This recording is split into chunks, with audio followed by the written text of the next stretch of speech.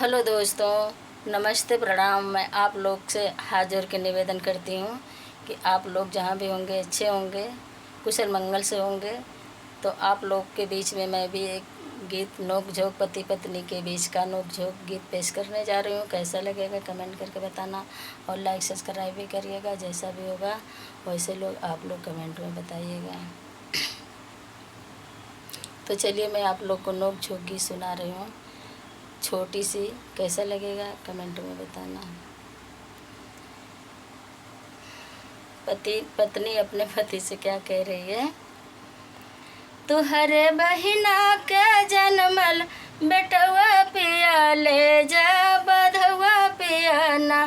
तुहरे बहिना के जनमल बेटवा पिया ले जा बधवा पियाना।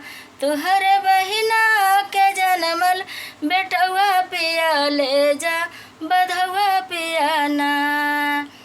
गेहूँ बाजार से मंगईब आटा घर ही पिसईब। गेहूँ बाजार से मंगईब आटा घर ही पिसईब। हम त छान देब लाल लाल ठोकवा पिया लेके जा बधवा पियाना। हम त छान देब लाल लाल ठोकवा पिया लेके जा बधवा पियाना।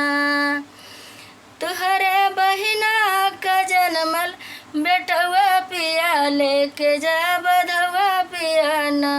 तुहरे बहिना का जनमल बेटवा पिया लेके जा बधवा पियाना।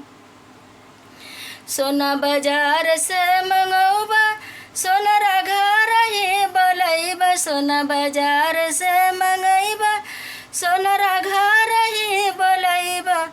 हम गढ़ाई देब लाल लाल गुजवा पिया लेके जा बधवा पियाना। हम गढ़ाई देब लाल लाल गुजवा पिया लेके जा बधवा पियाना। तुहरे बहिना के जनमे बेटवा पिया लेके जा बधवा पियाना। तुहरे बहिना का जनमल बेटवा पिया लेके जा बधवा पियाना। कपड़ा बाजार से मंगईब दर्ज घर ही बोलईब। कपड़ा बाजार से मंगईब दर्ज घर ही बोलईब।